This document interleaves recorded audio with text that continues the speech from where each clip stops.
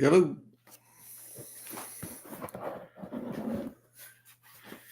Oh, hey, how's it going? Hey, good. How are you? Not too bad. Let me get the post. All right, we got a few people on. You guys just hang tight with us for a little bit. Ralph's going to share the post so that spreads the word, and then we'll get going. Hey, Perry Lawrence.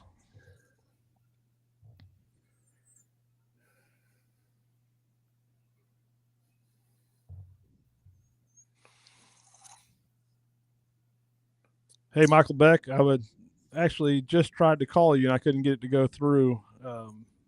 So if you're going to be up after this, I'm going to give you a shout. Actually, I'll text you now while we're waiting for Ralph to share this around. Yeah.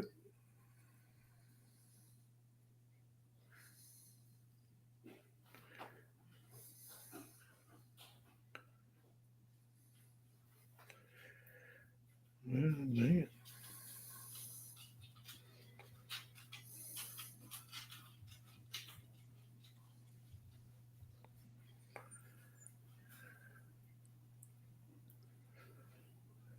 Perry Lawrence said he has a cold that's going around. I hope you feel better soon, buddy. Yeah.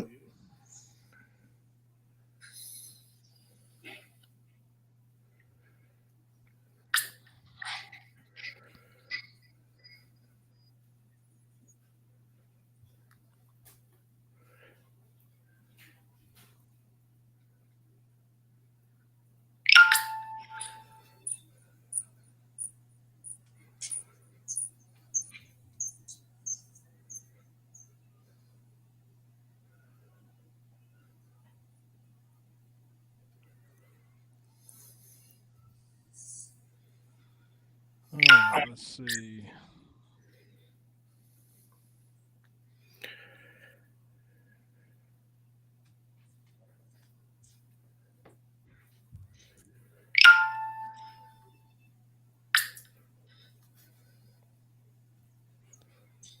All right, we'll get going in just a few, guys.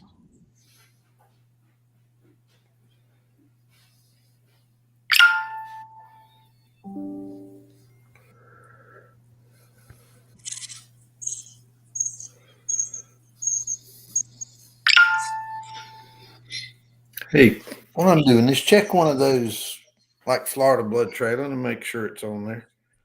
All right.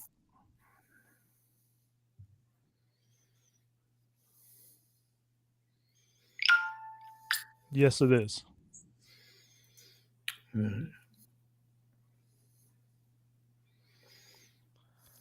Laura Rogers. So the topic for tonight is we have several things we're going to talk about. We are going to discuss some future events. We're going to talk about some training things to work on training wise during the off season as season's winding down for people.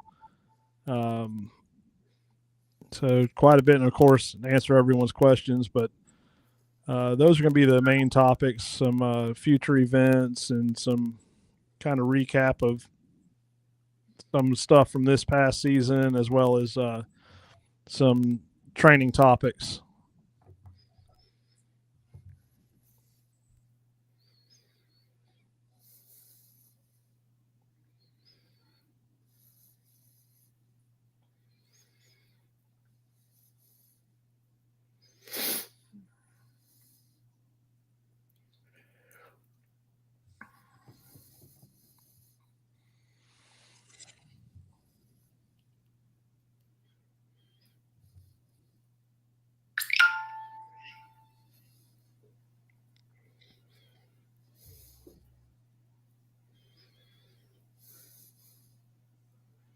Yes, if you guys have any questions that you know of before we get started, go ahead and put them in there, and we'll get to them as we can.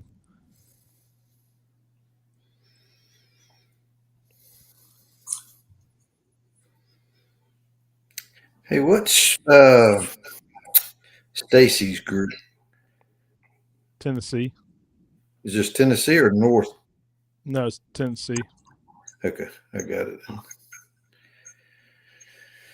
right. I think I got everything.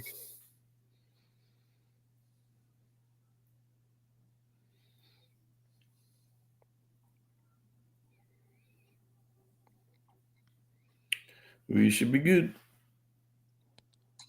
All right, everyone. Welcome to the American Blood Trackers live stream and podcast, as I will get this on the podcast when we're done.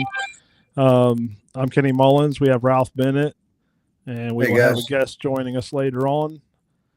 So tonight we're going to talk about, as I said earlier when Laura asked, we're going to talk about some future events and some training opportunities as season's winding down. We're going into the off season. And then of course we're going to answer questions, and we will have a special guest on here in just a little while once we get to that point. So Ralph, you want to talk about some upcoming events? Yeah. Me and Jason actually went on a track next door to the in Stockton, where we hold the Georgia event, and I have made. Well, we talked, me and Kenny. We probably need to push that off a little bit. That place was devastated by the hurricane. So as we talked earlier, I think we need to discuss another date. And because that, like I said, we rode through that place, and we just was in awe of how much damage there was. So hate changing the schedule, but I ain't too sure that would be in our best interest as far as that goes, because that's not but a month, a little bit. I don't even know the date. What was that date? February 7th or 8th, I believe, something like that. Yeah. Holy smokes. That's, let me get to it. Yeah, it's February 8th. Yeah. I mean, it's bad. I mean, it was hurt. I mean, that hurt your feelings. Pretty as that place was, there's some places there is absolutely no way a human could test in that terrain.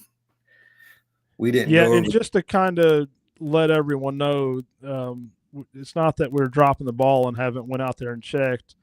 You know, that place gets hunted. Yeah. And they don't want people out there during hunting season. And it just so happened you got called there for a track is the only reason you even found out. Yeah, and we called ahead to make sure, and sure enough, you know, down there where they duck hunt and all, you're not even allowed to go past that anymore. So but yeah, there was enough to see before you got there. So we just made it a little cruise through there, just curious of how the place stood up, and it's not good. So yeah, that so we probably need to discuss and get with the owner and make sure another date because about all they've been able to do is get the roads clear. And you can tell that was a major undertaking so far, building new roads, building new culverts that got washed out.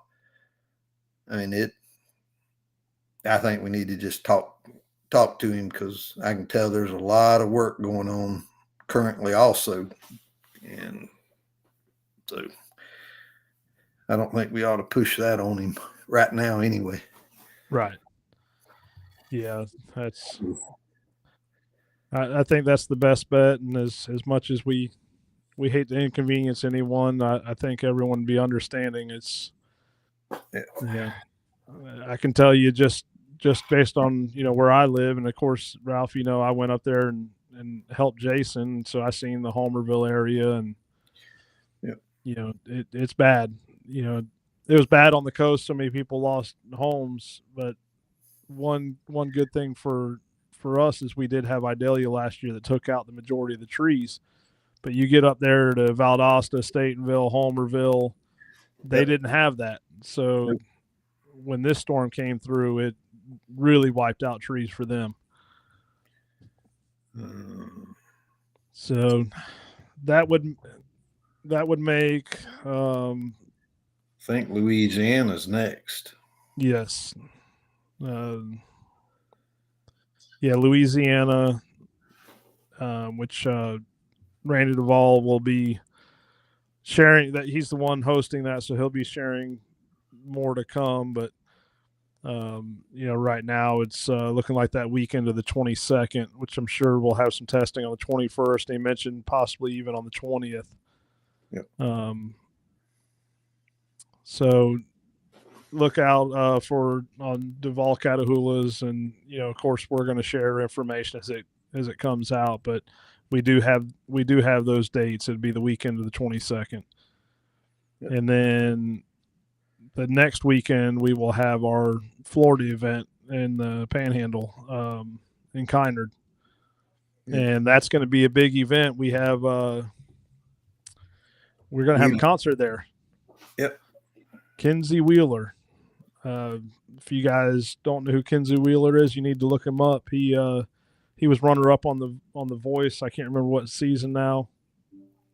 I think it was season 20. He will be performing live at our event, doing an acoustic concert.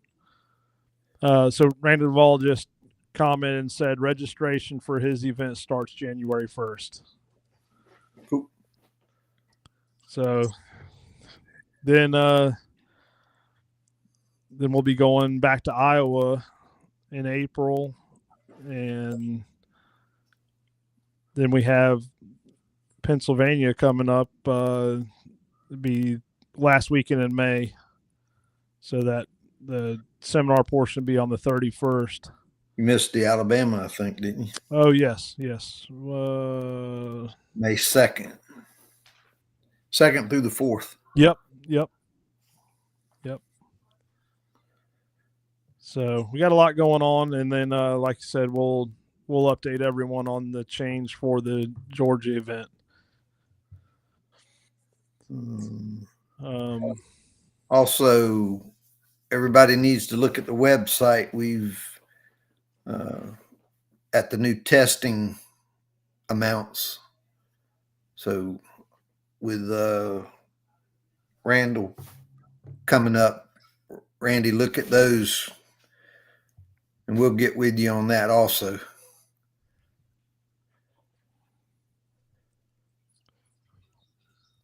All right, I'm just gonna back up and go over and say hi to some people. Hey, Cassidy. Cassidy said that she did her started test a week and a half ago, and even though it was short, it was a lot of fun.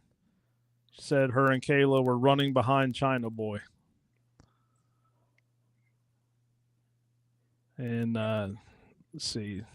Travis Apple said, "Hey everyone." Hey Travis. Hey Tony Hayes. Hey Dylan. Hey Chuck Darby. Yeah, I know Chuck's been busy tracking. Yep. It's kind of slowed down in my area unless I travel in a little over an hour west. Chuck says fixing to head to one in about 5 minutes. Okay, so we're talking about events, and we have a guest that just signed on. It is Michael Beck. So I will bring him on. Hey, Mike, how's it going? Hey, Kenny. Hey, Ralph. How's everybody doing? All right. How are you? Staying warm. Staying warm up here. It actually warmed up a little bit. It's kind of nice. Got up into the 40s. Now, look towards the end of the week, it's supposed to go back down into the teens and single digits, I believe. So well, it's about 70 today. We're about to freeze. Yeah, I actually do have a sweatshirt on. Not used to that. Yeah. So we were just talking about future events, and you want to tell everyone what you have put together this year in Pennsylvania? Well, really nothing at this point, but we secured a place in Somerset County. It's the Windber Sportsmen's Association. They're opening up their doors for us the last weekend of May, like you said, May 30th, 31st, and then June 1st if it goes into that Sunday. But yeah, I'll start working on it. So tell us about that venue. That's kind of what I was talking about. Oh, the venue. It's a nice little sportsman's club. It's located in the hills of Somerset County. They have a pretty good membership there. The people welcomed us with open arms. They're giving us a really good deal for that weekend. They have a nice shooting range there, which none of us will be doing that, and they'll close that off for the members that weekend. They have a nice trout pond there. It's stocked. If anybody coming in wants to get a couple-day fishing license, you can do that for, I don't know what they are nowadays, probably $10 or so, $12, but you can get a 3-day fishing license to catch some trout out of their pond. They stock some pretty nice ones. The area surrounding that is huge. It's kind of my stomping grounds. It's where I train a lot. That's where I train Dexter. And Vidor will be introduced to it soon. Bonnie, the blood tracker, she's been out there. I run her through the gauntlet out there a couple times. Ted wasn't too happy about it. The swamps and the creeks and everything like that. But there's thousands upon thousands of acres there. Any kind of terrain you want, from cuts to flashings to open areas to terrain, ups and downs, side hills, swamps, if I didn't mention that. A little bit of everything. We can definitely get some challenging tracks laid out through there, road crossings, creek crossings, anything you want. Perfect. It's located outside of Johnstown, PA. That's about 20 minutes to the north, I guess it would be, west. But it's a nice little town. Not too much going on there. But yeah, at least it's nice and cool that time of year. Yeah, I'm hoping it's cooler than last year. I was wearing long sleeves, sweatshirts. You seen Dexter? He's about ready to fall out. So was I. But we're excited to do it. I'm gonna try to get some stuff to make it a very memorable event. Also up here, cool. Awesome. Put us on the map up this way. There's a lot of good trackers locally. We definitely need some more, so I'm trying to get the word out to maybe some up and comers to join us that week. And I know a couple hunters even said about maybe being there. A couple of the members of the club said they wouldn't mind, seeing some of it, see what we do. Yeah, if you remember the second event we had last year, the one in Lancaster, we had some hunters show up there. Mm-hmm. That was good to see. And actually, he contacted me after that about getting a dog. Oh, really? So nice. Yeah, and this area is still. I try to get the word out. I'm one guy though, and I try to have a pretty decent platform on Facebook with Dexter's page and stuff like that. But there are still people out here that they don't know about it. They don't know about canine usage for finding wounded game, and it's kind of disheartening at times. And then you always hear that, "Oh, I wish I would have known about you last year." It's like, well, I was here. Hey, after still hear many years, I hear it every year. Yeah. And we have a bunch of trackers. But now that you mentioned that, let's talk about PA tracking. We assisted with the development/expansion of the PA Blood Trackers Facebook group, along with Vicky Church, who was very instrumental in that. Bob, Lauren, Chris Snell, and I was kind of blown away at how successful it's been. Almost 6,000 members in the group now. Is it really? I haven't looked at it lately. Wow. Yeah, and I think there's close to 80 trackers and apprentices this year. Good. Yeah, I'm trying. I know I talked to you about my future plans with the training and stuff like that. Hopefully I can help out some people that way too. Oh yeah. Should be able to get that up and running February-ish, I'm hoping. Again, up here it's going to be weather dependent, but I'll have up to 5 to 10 kennels available for board and trains. Yeah, I think right now we have 14 or 15. We're building 8 more right now, but we're not taking that many dogs in for. With me being a one-man show for now, I'm going to have to really watch my numbers. I'm not going to be able to take many. I figure 5. We'll start out at 5 and see how it goes. Yeah, I mean we're capping ours at 4 pre-schedule because we're gonna you'll have some carryovers, stuff like that. But and that's the thing, we'll roll this into training now. And before I do that, I want to bring up Randy Duvall's comment here. It says hunters can learn so much about scent in general just from attending, and that's huge, especially for hunters, because you don't know what you don't know, and sometimes things are sales pitches, scent elimination sprays and all that we know firsthand, or if you're not able to fool a dog's nose with it, you're not fooling a deer's nose with it. No. So I used to buy into that gimmick stuff. I bought into that gimmick stuff years ago and spent a lot of unnecessary money on that crap.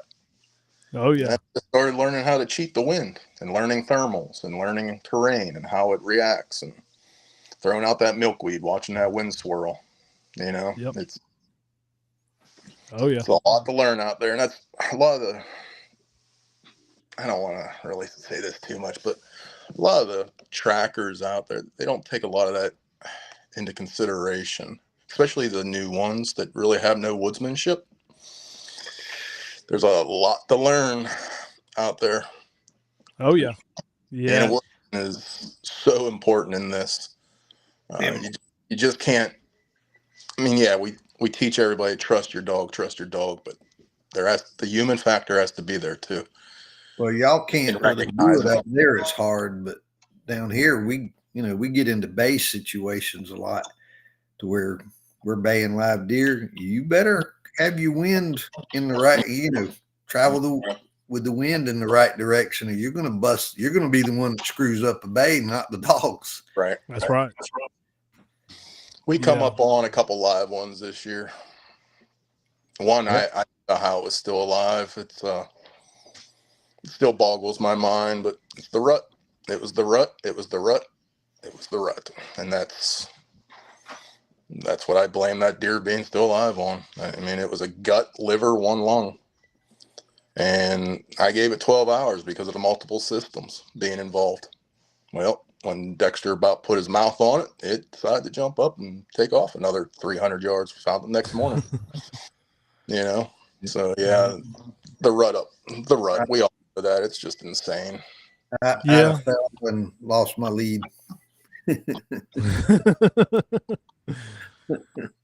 So Chuck Darby says the hunters can learn a lot about not pushing and scent transfers and a few other things. And Perry Lawrence says, I get a lot of, I thought you need blood from hunters, or it rained, scent is gone.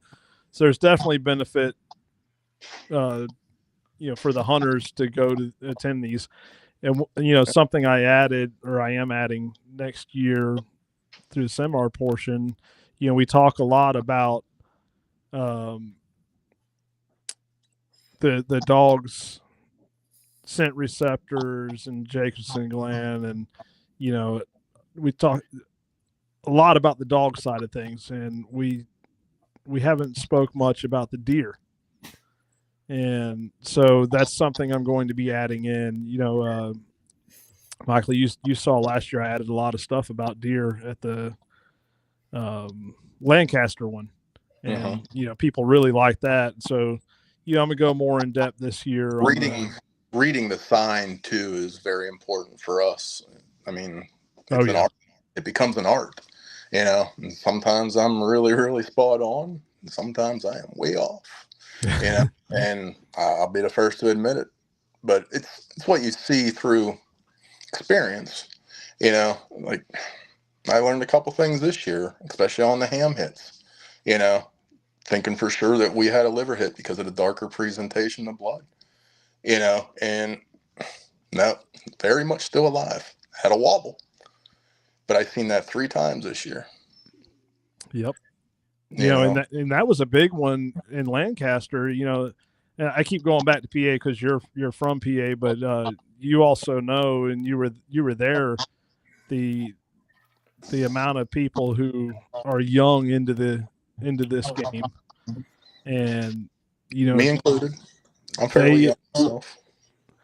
Yeah, and the people were like sponges soaking that stuff up, and you know, I think it really helped out a lot. And even some of the more veteran people, every time we do one of these and I add more to it and I do more research, I'm learning.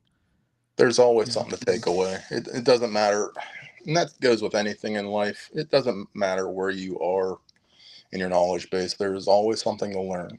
If you stop learning, you're a fool. Yep. You know, you can't have that ego driven so much, and that ego will kill you. Yeah, and I've shared bad information before, you know, where I shouldn't say bad information. It was just stuff that later on came out to be different. And you know what? I'm man enough to say, hey, you know, I was wrong. This is what they found now. You know, so you got to be that way. Yep, always learning. Dylan, we will get back to your question. I did see it. So stick around. We'll get to that later on. I think I told you before, you know, I don't ever want to label. I want to always keep that apprentice label because I'm always going to be learning. It doesn't matter if I'm 5 years in, 10 years in, 20 years in. I will always be an apprentice to this. And that's my mindset. Oh yeah, we're always learning, for sure. So, did you see a difference this year in the number of calls that came in? It was still just about as crazy. I mean, again, I'm a one guy show, and I only have a couple people in this area that I trust and will throw stuff to. So let's talk about that. You know, not interrupt you for a second. Let's talk about that. What does it take to earn your trust? Just somebody that's proven. I mean, somebody that's out there doing the work, somebody that I know that's trained their dog properly or had their trained dog properly, somebody that puts deer on the tailgate, you know. I've developed a pretty good friendship with a few local guys, and some of them are the best of the best. You know, I wouldn't even put myself in some of their categories because they're dang good trackers, you know. So, Ralph, let me ask you that question. What do you look for, you know, for someone to earn your trust or for you to refer out? What is it you're looking for out of that person? Probably on me, it's more of the customer service mentality more than anything. We can always come in with backup. You treat a customer bad though, and they're never coming back. They're never going to want to mess with you. And you make me look bad, you'll never get a track from me again. And so you can ask all my apprentices that I put more emphasis on how you act, how you handle yourself during a track, everything on us, the handler. Your dogs are going to speak for themselves. You're not going to make your dog better or worse while you're out there. It is what it is. I'll hear about that. But how you're acting, I've had people, as you well know, we've had people show up drunk. Right? I'll never give you another track. It's just not going to happen. Just because when I refer somebody, it's a branch off of me, and I take it very seriously about that end of things. So, because in my mind, I'm not going to lose somebody over that. I might lose somebody if something else goes wrong, but it ain't going to be from a customer service standpoint. That ain't going to happen. So that's kind of how I look at things. And also, I check back when I do refer things, especially if it's somebody I hadn't given a lot to, but there's enough around here.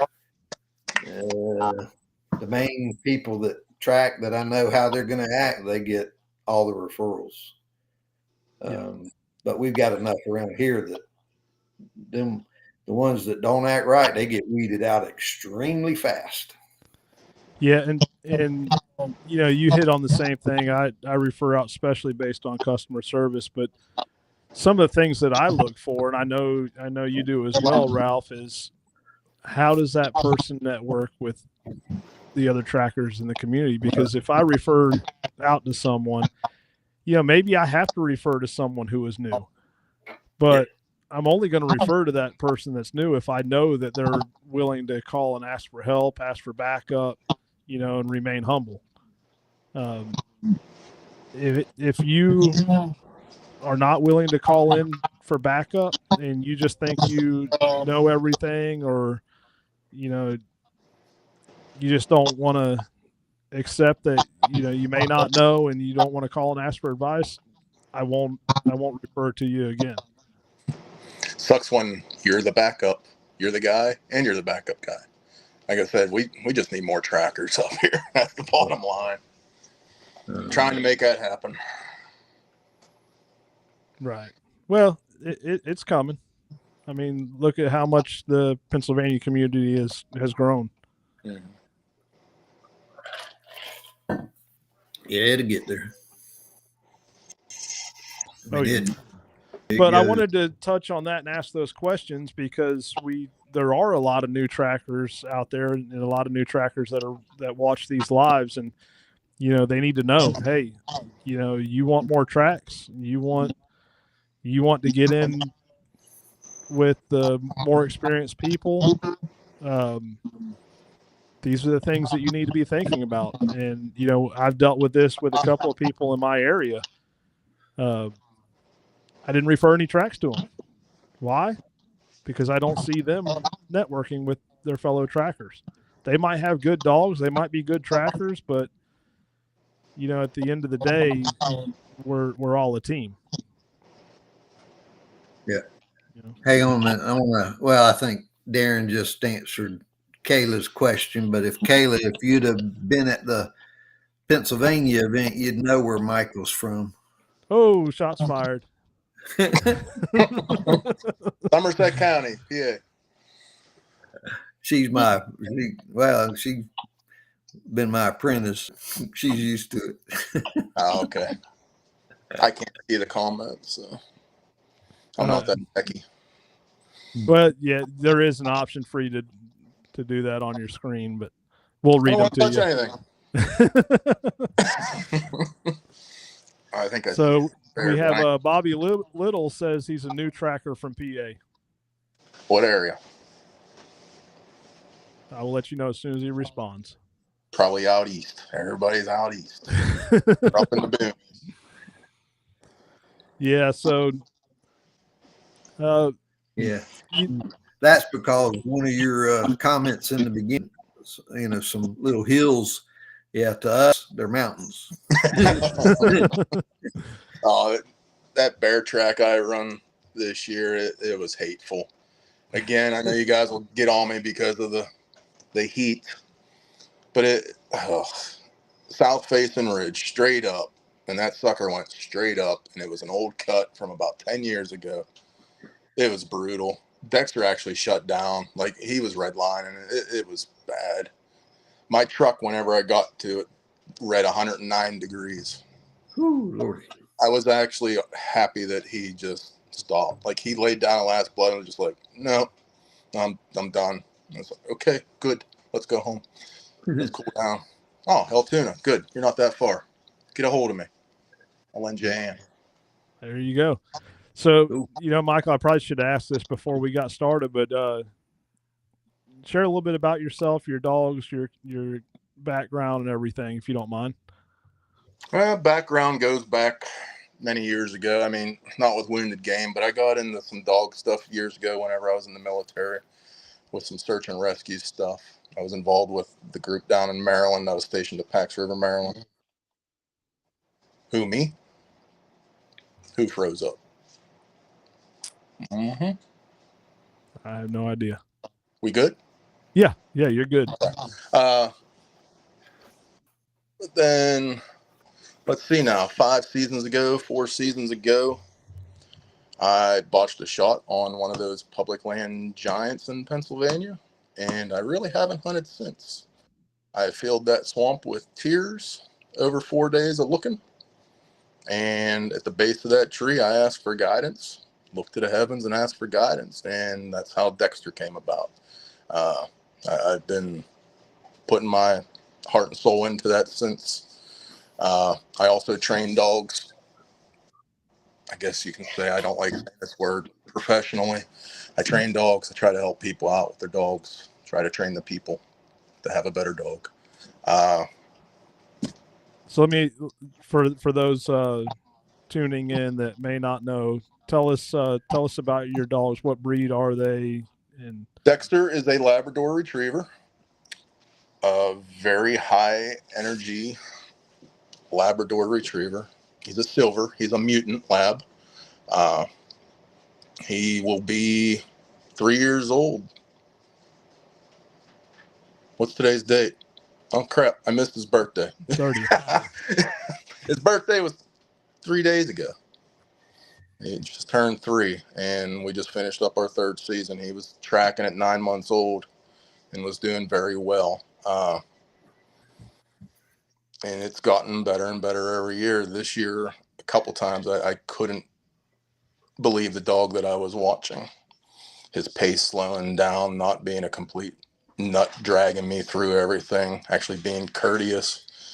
And that's a lot for that dog to slow down. I also will be bringing up a short-haired pointer. Oh boy. He is 8 months old. I haven't really done much with him yet. Just some obedience. He is crazy. He is nuts. So I was right. Is that what you're saying? Oh yeah, he's the handful. Kind of funny. I started doing some bite work with him too. He likes that stuff. So I don't know. Big old floppy-eared, short-haired pointer being a bite dog, that'd be kind of cool. But yeah, once the weather starts breaking here and there, when we get some warm-ups, I'll start getting him on some lines. Right now it's just trying to instill some calmness into him, and that's been a challenge. He does not like steadiness. He does not like calmness, but he's getting it. His leash work's going real well. His heel, his sit. I haven't really done a down yet. I really don't care if a down comes into play. That will come in time. Honestly, my tracking handful. dogs, I don't care to have a ton of obedience on my tracking dogs. I want them to sit when I tell them to sit. Come to me when I tell them to come here. That's about all I care about, to be honest with you. Dexter, out of a tracking dog, because I want them to go. Yeah, Dexter's a very obedient dog, and I was worried about that. I was worried about capping him, to where he's not going to go. But what I have done, there's no obedience through tracking season, probably about a month or two prior. I let him loose leash walk. I go where he wants to, and I kind of just prep him for that. But then, like, after the season, let's get back in the tune here, get back into the leash work and stuff like that. And he's been a mess because he still wants to go track. I mean, he's constantly on me, looking at my mounts, licking me, like, let's go. I want to go chew on some deer, but we haven't had any calls so far this late season. But yeah, I let him loose, coming up into the season. But we also do events and stuff like that. And like, they'll start coming up this time of year, February, like wild game feasts and stuff like that. I'll go do like little seminars and little things like that for hunters in the community, for sportsmen's clubs. And I kind of need that obedience for stuff like that. Right. With him.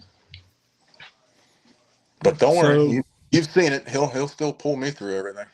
Oh yeah. Whenever he's on a line. So.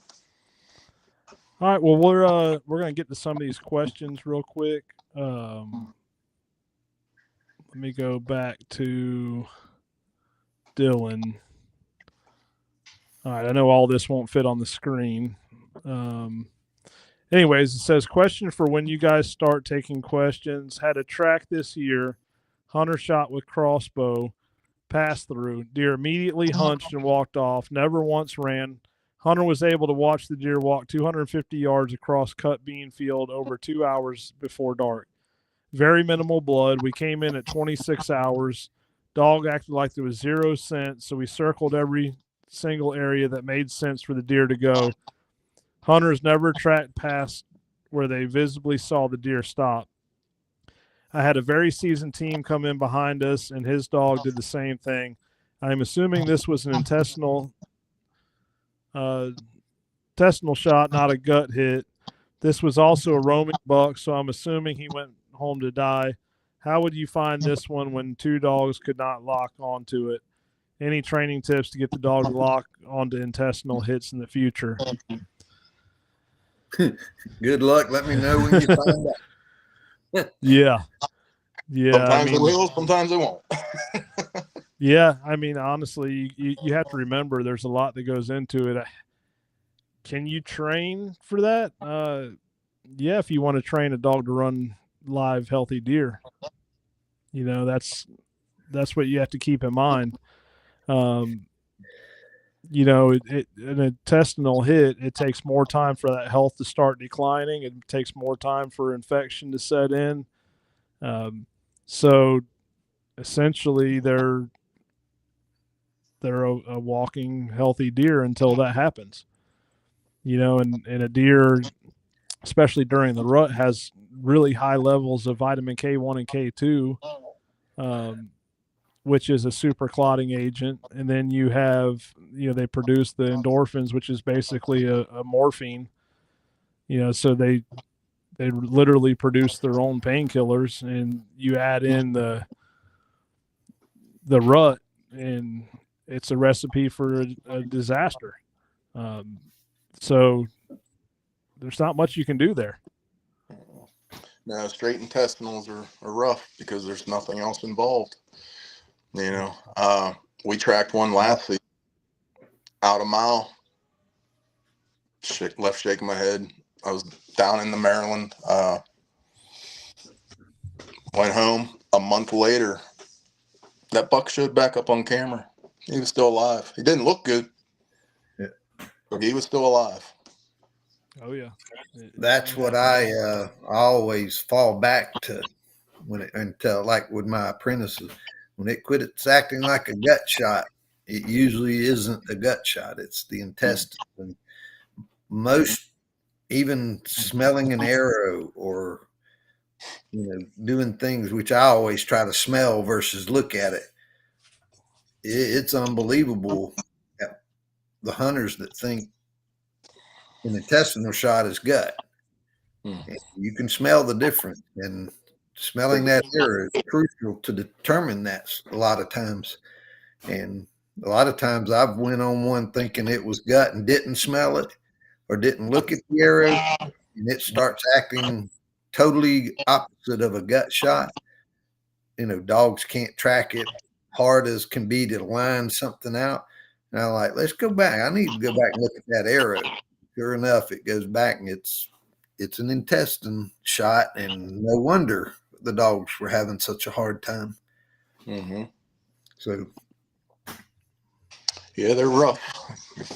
Show y'all something I'm working with. See if y'all know what it is. See, that gives it away. I know, Ralph. I know you know. Ah,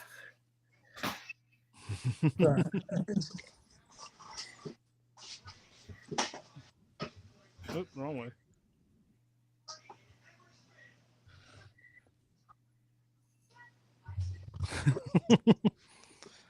Someone will get it.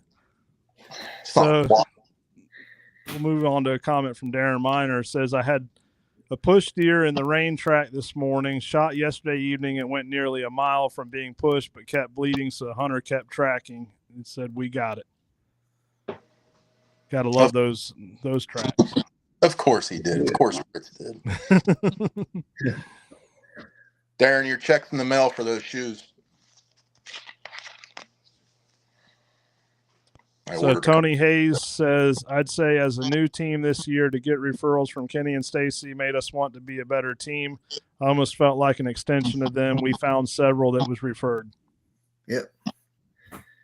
They'll come. Yeah. Here's a good question from Travis to Darren. It says, what do you need blood for?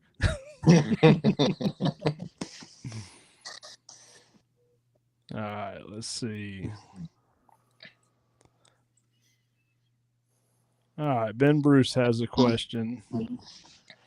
Says, at some point, can a deer be dead on his feet with no scent being given off? I'm going to call it a death run. This is a perfect shot. The deer runs maybe 100 yards or less, but no blood, no interdigital given off. I had a situation, me and John Vaughn talked about it. It has been my only call back to date, and it's given me nightmares. They found it 3 days later, but dogs had no interest at sight. Those were present in extremely heavy frost. There's always scent. Always. But dogs are just like us. They have bad days. You know, one thing I don't see mentioned is, where was the deer hit? You know, was it a situation like we just talked about, where is it? Well, I mean, I guess you said it was less than 100 yards, but even then, I still question, where was it hit? You know, I've had deer. What were conditions? Yes. Right. But I've had deer that were intestinal shot or even gut shot that ran off and then came back and died within 100 yards. In fact, I had one last year that we jumped and I pulled off of it, went back the next morning, and we know the deer, we jumped the right deer. We know for sure we had the blood. Went back the next morning and we found it 9 yards from where we jumped it at the night before. Yeah. So, yeah, you need a little more information there to really discuss that. Yeah. Every situation, too,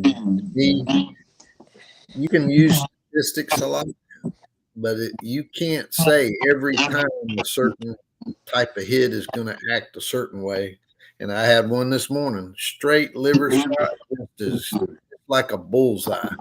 That sucker went almost a mile. And I couldn't believe it when I got there. I'm like, this deer's been pushed, but the guy didn't go 15 yards in the woods, found his arrow and backed out. And then I got to thinking, well, some animals pushed it. No, because if the animals would have pushed it, they'd have kept going till they got it or whatever. Nothing had touched the deer. I don't know how that deer went that far that way without being pushed, but it just one of them times where odd situation happened outside the statistics that we normally are used to. And did he ever lay down? Huh? Did he lay down? I think it did at one time where the dogs had a little bit of they were up ahead and we're off lead, obviously. So it was out ahead of us a little bit, but they almost thought they had the deer, and then they started moving again. And I actually cut the corner because I wanted to get to them quicker because we were kind of on the edges of some marsh and I needed to get there quick. More importantly than to go check the that little area. So, because they kind of double back on themselves. So I had to cut the corner to get to them. And so I never went over there. But after the fact, I think they did lay down. But it's just one of them situations like that. You're going to get some odd situations every once in a while that you can't figure out, in my mind. Well, is the rut going on down your way right now? No, it's over. No, it's over. We get a little trickle stuff, which we call it trickle rut down here, but it's not heavy by no means. Yeah, it's just the second phase. I had a liver hit this year. Chase does while he was hitting. Dexter was running circles. I'm like, what the heck's going on here? And still confirming blood. Well, property line issues came up. It was a mess. We left. Property owner 2 properties over found that buck near his one tree stand 2 miles away. Wow. And it was a So liver let's hit. get back to Ben. He said it was heart shot. Well, that changes things. So I would have to lean towards dogs were having a bad day, or the handler was having a bad day and made some mistakes. Yeah, I'm just gonna put that out there because it happens. Yep. I would say more times than not, when something goes bad wrong, I find that's me doing it, not my dogs. Yeah. Right. Conditions, though, too, are big. I mean, who knows what the conditions were. I don't believe in that excuse. What was the age of the track? I don't believe in that excuse. No. Nope. Okay. I digress. I'll use that excuse. It was like a desert up here at times. It sucked. No, I mean, there are conditions that are better than others, but a lot of wind, a lot of heat. All right, so Matt asked a question, said, I had some ask me today about training for off lead. What initial steps would you recommend for someone wanting to transition from on to off? Before I answer that, I'm going to come down here to Dylan. Dylan is replying to Matt and says, start the dog off lead from day one and learn to run behind them until they're old enough for e-collar. Worked for us, but it did come with plentiful face plants, and you also know we don't run off lead like most do. He stays within 100 yards at all times, or he's called back. So Dylan just said what not to do. No, so this is something I do a lot. In fact, I had someone book some training for May. We trained their dog, and now they're from Texas, and now this person is wanting to transition to off lead. It's pretty simple. First thing, you train the dog on lead. I'm going to spend several months with that dog on lead before I even consider going off lead. You just have more control throughout the training with that lead, and you learn the dog learns you. As far as the transition goes, before you take that lead off, you have that dog collar condition where it will return on tone. That is the number one step. If you train on lead and that dog is solid and you do the collar conditioning, it's as simple as unclip that lead and let it go.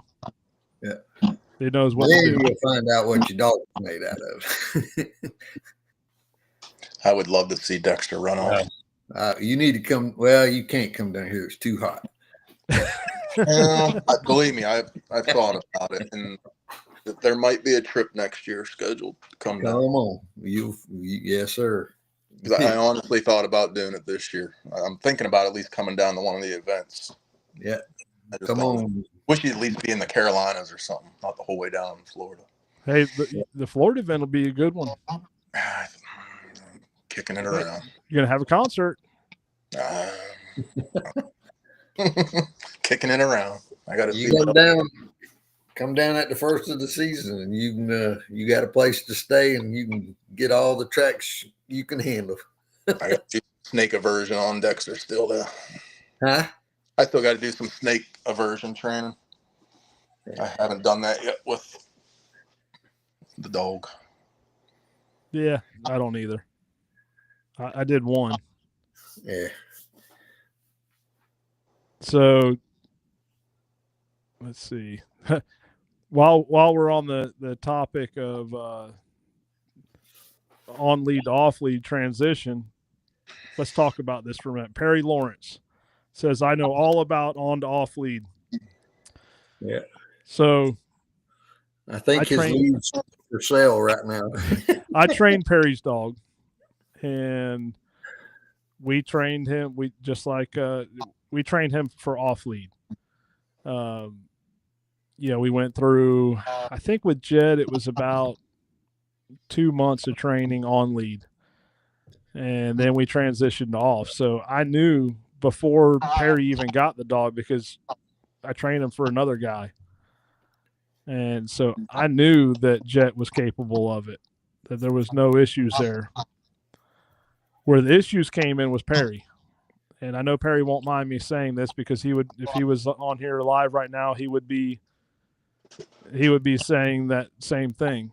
So I kept telling Perry, he was kind of worried about it. He's like, what do I do? I said, you take the lead off. You let the dog go. Well, he was having issues. So he came up here to the house, and he was preparing for an off lead test. And I'm walking behind him, and everything that a handler could do, he was doing. Or everything they could do wrong, he was doing. So he's like, see, he's not doing this, not doing that. So I said, all right, let me step in. Let me handle the dog. You stay back and watch.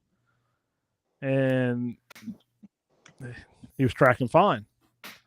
I let Perry take back over. Perry gets ahead of me, and he starts doing it again. So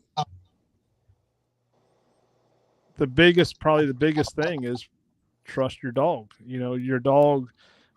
One thing that is magnified with off lead tracking is how they work that scent profile, that scent cone.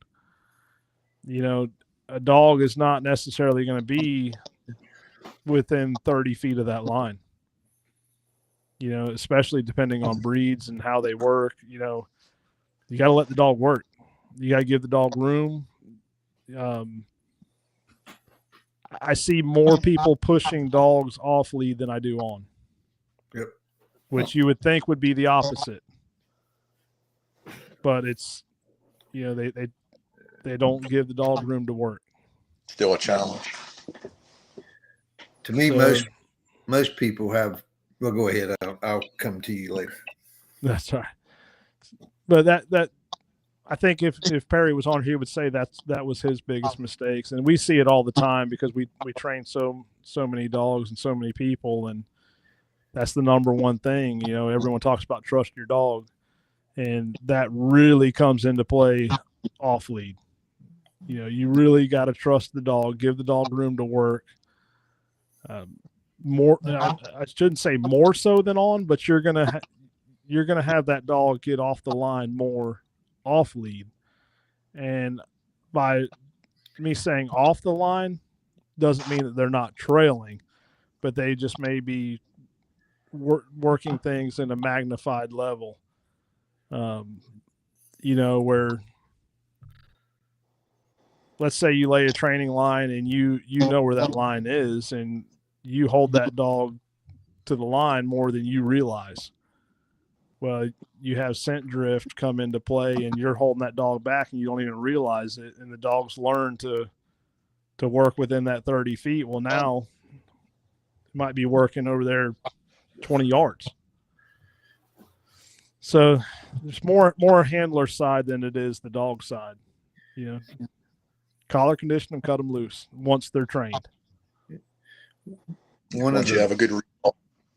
Dylan said, to be fair, this was meant as a joke, which I think we knew that. That's why I was saying that's what not to do. He said he did train on lead and ran him drop most of the time during training, but the face plants were truthful. We've all been there. Yeah, and I'm glad he mentioned that about dropping the lead, because that's something we do during that transition. Is we will train on lead, and as we're transitioning into the off lead, we will drop the lead and let them go, so they still feel that lead, and then we'll take that away. I do that myself with the dogs, just to let them work, during the training and stuff like that. I do that. Obviously, I don't see it as much as you do, Kenny, but the things I see from somebody that is used to running on lead and going to off lead is they're so used to watching the dog. Forget the leads there, but they're used to watching that dog, and they feel like they've got to see that. And when they don't see that or see the dog, they panic. And they've got that trust in the dog. Well, trust in the dog means let him work without you seeing him, because even my little dog, you don't see them very much. They're gone. And you cannot, you can chase them down. I try to minimize those face plants. So, but that's the biggest, as far as I see. I don't get to do train. I don't train at all. So I don't get to see it like y'all do, but that's to me, that fear factor of I can't see my dog. And they try to do it. Well, you got to get over that and watch but it. But you can see the dog. That's what they need to realize. You can see the dog. You have a handheld, Garmin handheld. I was just fixing to say you have got to get very proficient with that handheld. Me and you, Kenny, have done it. I can tell you just about when a deer's fixing to be found by different ways that the Garmin show, their track, different things. You can go, okay, I think they're fixing to find it, the way they're moving, that erratic movement, or just you can tell when the deer got up and starts moving, because the dogs are tracking faster or on a straight line versus when they were trailing, they were left and right, and then all of a sudden they just leave. You can say, oh, the deer just got up. So yeah, there's a lot of things on that Garmin. You just got to change the way you're looking at things, like you're saying, because, and I guarantee you, Perry will tell 100% what we're saying, because that was his fear. And it comes in. I've got one. I'm going to die when something happens to this dog. But you got to get over it in the woods. You just got to let them have their space. And I guarantee you, with you, Mike, your dog is going to go freaking bananas if it ever went off lead. That's going to be a bad dog. I know. I'll tell you some other time. Yeah. But it's fun to me. Them dogs, you'll find out what they're made of too. That's what's cool. And that's the thing too, like with training, getting back into that. Training versus real life BS, man. You can only do so much in training. It's hard to mimic everything that you're going to run into out there in the real world. And that's what I try to tell some of these trackers and stuff like that. This is real world stuff, man. This ain't training line. You're going to run into some crazy crap. Yep. Speaking of that, John and I has been working on some new tests / evaluations that's going to be rolled out this year, and some of them, and Ralph knows about some of them, that's just real life stuff. Stuff that most people forgets to train for, but it's stuff that we run into all the time. And our current test has led up to this, with some property line stuff. I'm not going to give it all away right now, but we got some stuff coming out that's going to be fun. And, you mentioned about, your training lines, but so, yourself, you've experienced the testing process this year for the first time. Mm-hmm. And how different was that from your routine training lines? Not much at all. I don't mean as far as the line itself. I mean as far as your experience as. Oh, my experience, it was nerve-wracking as heck. I couldn't take it. I about come undone. You seen it? Well, you didn't see it. I mean, Tenny did. Joe did. Oh, I seen the nerves. But holy Christ. Oh, we saw it. I mean, it was nuts. I was so into my head, and I mean, holy crap. Now, You know, I forgot when to you set went my to that, foot on my even Onyx. I let even Dexter run him. though this is a similar line to what you may train for, Mm-hmm. when you go out there and you're in that environment, you're in a new set of woods. You know, it's a blind track. Was it fairly realistic? Oh, definitely. In fact, I could show you a couple lines this year that look exactly like the training line that we ran. You know, Now, not just on the dog side, but on the handler side. Do you feel it was pretty yeah. realistic? Yeah. Did you benefit from it? Absolutely. I benefited a lot from that weekend in many different aspects. Just one, getting out of your own head sometimes. And that was my struggle. That was my struggle. Thank God I dusted it off after talking to you guys and got back in her, the next day, because I was ready to pack up and go home. And I know you guys knew that. I mean, I was so discouraged after that because I know the dog I have, and I completely screwed him up, It's weird though, that test, the certification, it's everybody watching, there's certain people out there watching you, waiting for you to screw up. They want to see you fail, and all that weighs on you. All that weighs on you, and it weighed on me that day, and I let it get into my head instead of just doing what we do. Yep. Oh yeah, and I wanted to bring that up because, as we come into this off season and you get that opportunity to go to some of these events and some of these testings, and no matter what organization it may be, you're going to benefit from it. And I used to be anti-testing. I was like, I don't need a piece of paper or ribbon. I put deer on tailgates, but it keeps me active during the off season. It keeps me motivated to get out there and work my dog. The and it's a networking challenge. has gone. What's Networking has gone through, I said the networking has gone through the roof by doing this off-season stuff too. Oh, absolutely. Working the camaraderie you build, the content you build. I got people all over that I talked to. I had never even met them, Yep. Right. There was a 3-day stretch. There was a guy driving to New York. He was from the State College area. His buddy hit one, called me for advice on his way to New York. They got a hold of a tracker up there. I pointed him in the right direction. Boom, boom, boom. Found this buck. Western Ohio. Was a couple days later. A local guy here called me, wanted some assistance. I told him what to do.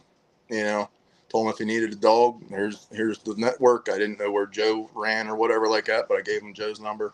But here they found it on their own. They did the right thing after the track, didn't push, and they found it real easy. A couple days after that, guy in Iowa calling me for help. I'm like, take me a while to get there, but I'll be on my way. But here they found a tracker out there, and it ended up being a non-fatal hit. The deer wasn't recovered. But yeah, I'm nobody, man. I'm just some small town white boy living in freaking Pennsylvania. But I like to help. Yeah, and the networking thing, like traveling to all these different states and making friends and connections in all these different states, and just this year alone, I can think right off the top of my head 12 people that I've helped get trackers in other states that I may have met them at a seminar, or they were traveling and hunting in a different state, and they call me, hey, what tracker do you recommend in this state, blah blah blah. I had several calls from Colorado, New Mexico, from elk hunters. Hey, we lost an elk. Who do I call? And I'd refer them to a tracker I know. Yeah, so it's big. I want to jump up here to Tina's comment. Said, I would love to have someone train me how to use our Garmin. I've watched the videos and tutorials, and there's so much to learn that I'm overwhelmed. Will there be anybody at the PA event that I could pay to go over the Garmin with me? You don't have to pay anything. We will go over that. Just come. So one thing we're going to do this year as we traveled last year, it was more of a classroom setting, going over I guess you'd say the bookwork side of things. And this year we're going to have a lot more hands-on to build upon what we did last year. And there will still be some of that because there'll be people that weren't there at the last event, but we're going to do a lot more. So that's something I plan on doing more in depth is the Garmin. I'm not saying I can be at every event, but I will at least help put together a presentation that anyone could step in and do. However, I'm not sure if you looked at my YouTube video, which is geared more towards tracking and training. But if you go on Mullins Dog Training on YouTube, I do have a Garmin video that seems to have helped a lot of people on the tracking side of things, because a lot of the videos out there are geared more towards deer dog hunters, bear hunters, coon hunters, hog hunters. There's a few features that we don't use in tracking. There's different settings that are better for tracking side of things. So just go on Mullins Dog Training on YouTube and you can look at my Garmin video. And you don't have to know everything to get the basics to go tracking. You can get better at it, but you can get out there to where you can handle yourself with your tutorials you gave. You can handle yourself through a track pretty good if you just learn some of that. Right. But yet, like I said, we will have that at the PA event. We will go over the Garmin stuff. And in fact, if you have a Garmin and you want to bring it, we will help you get it set up. There's some different options on how to set some of the buttons that are better for tracking that we'll go over. And one of us will help you set that up, and we will go through it and program it with you or for you. Yep. Tina, which model do you have? And what county are you in? Yeah, because the model does depend. I think on the video I did a 300, which would work for the 200. A 100 is going to be completely different. Yeah. And then you go into the 420s and all that. As far as recommendations, because I know we get this a lot, I strongly recommend the Alpha 300 and the TT25 collar. Yep. Just the battery life alone. All right, Mike, we got a question for you. It says, you being from a cold state, was wondering, laying practice lines this time of year with a green dog, would you use blood only or blood and hoof? Ground about to freeze in Illinois. I'd wait till it was warmer. Oh man, I really expected something. I don't like being out in the cold either. Hey, But first thing, when it gets to frozen tundra, I mean, it's rough. Do what you got to do. It's going to be hard. you don't need the blood. That's the first thing I'll say. You do Yeah. not need blood. Yeah, get rid of the blood. Just use the hooves and do short lines. Don't do anything crazy. See how it goes. Throw 190 in it, maybe 250 yards, and be done. It's rough out there. There's some good trainers on here right now. I mean, I wouldn't maybe put myself in that category, but I mean, we got Randall Duvall that trains. I train. You train, Mike. Paul's on here that trains a lot. Because then you got there's a lot of people you can reach out to, but I will tell you, you go out in my freezer right now, the only blood you'll find is for testing. Yeah, I don't have any. Just hooves and some hides. I collected some hides for the young pup, Sure, do that. I mean, I guess I'll get some blood just in case he struggles a little bit. I'll throw some blood out, but I'll wait. Oh, geez. I'll wait. All right, I'll move on. He should take it though, because he's already. I was just fixing to say something about Tommy's question. Yeah, so Tommy said, I know you like the flag button to mark blood. The one time I used it, the flag was enough. I couldn't find the few drops I marked. Yeah, but you can I say something? Yeah. You need to bring your dog back. Nobody blood, bring your dog back. It can find it. Right. The other side of that, That's Tommy. So at the Alabama event this year, Tommy, we're going to have a class for you.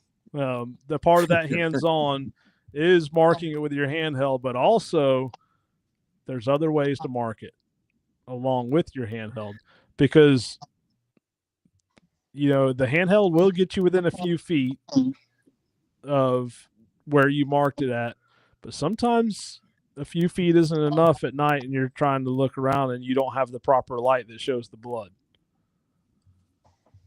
But there again, what's the blood matter? Uh-oh. There's some dogs getting at it.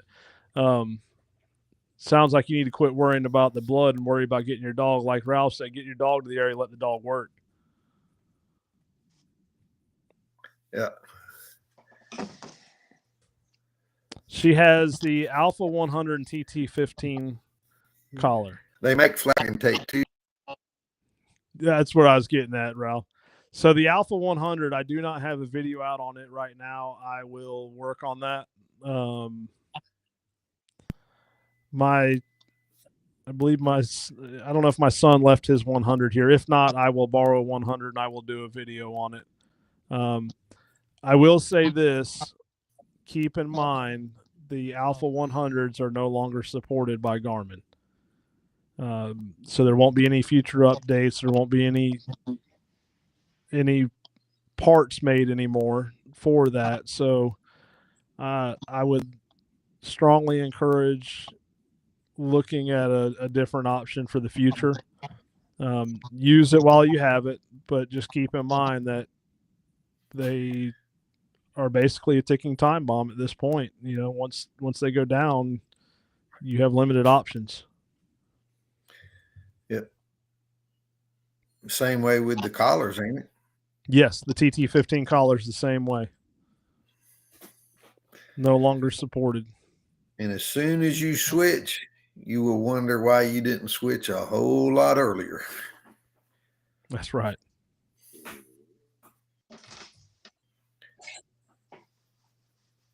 Tommy says, always forget the roll in my truck.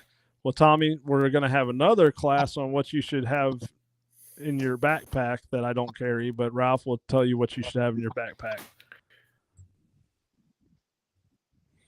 She said she had it for 3 years and never used it. Once you begin using it, you will not go without it, whether you're on lead or off lead. So kind of a scenario here. I can't tell you how many deer that I found by the dog start struggling and I look at my handheld and I see we've been heading in this direction. Well, now the dog seems to have lost it. And I look at my handheld and I see that we've been going in the same general direction the whole time. And all of a sudden there was a 90-degree turn or a double, almost a double back, a 45 back or something. And it wasn't long after that dog lost it. Well, then I'll look at it and say, okay, we need to get back to this point and try to push forward the same direction we've been going. I can't tell you how many times that's put a deer on the tailgate. And without seeing that on the handheld, I wouldn't have known what to do. Because dogs do make mistakes, sometimes hunters, walk off and they don't tell you, they're not honest with you. They'll get off the trail, start searching, and all of a sudden your dog's following that trail. And come on, really? You can tell all of that by looking at that line from your handheld. I helped a guy over the phone that I couldn't get to this year find his biggest buck ever. Just because of that, I looked and I said, show me your onX. Where you guys have been grid searching, where you've been doing this, where you've been doing that. I said, you need to go to the left. I said, you need to go up that hill. See that bench there? I said, go out that way. he calls me back out of breath, running back to his truck because the buck was still alive to get his bow. He was in tears. He's like, I can't believe you did that. How the heck did you do that? I was like, luck. I'm going to say luck, but it shows you. The devices will show you. Oh, yeah. So Travis said, recovery from yesterday, use the flag button to mark a bed full of hair, but also marked with toilet paper. Hint, hint, Tommy. Deer was only 60 to 70 yards from the flagged bed. So Tommy said Outdoor Dog Supply is giving $120 trade-in on the minis and $160 for the TT15. Had a mini crash a week ago. And there are still some refurbished units that you can exchange plus a little bit of money for a refurbished TT15, but once they're gone, they're gone. See, Tommy said, bought 2-3 years ago. One crapped out a year ago. The refurbished replaced crapped out last week, and the second won't connect to update. Still charging, trading in after dog season. So there again, I'm seeing this more and more with these TT15s and the minis, and the 15Xs. I'm seeing a lot of issues or getting a lot of phone calls about TT15Xs. I'm not a Garmin dealer. I'm not a Garmin repairman, but I do get a lot of calls asking to help out with them. So, all right. Any last minute questions out there, Ralph, Mike? You got any questions? I have a bunch of questions.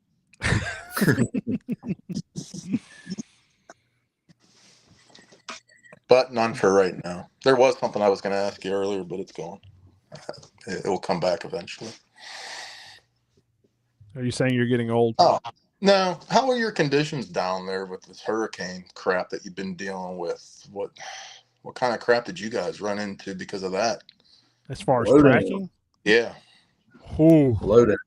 Yeah, it's brutal. Where you could go 100 yards down. Yeah, 100 yards before it take you 3 or 4 minutes. Now it takes you a half hour. Mm-hmm. It's brutal.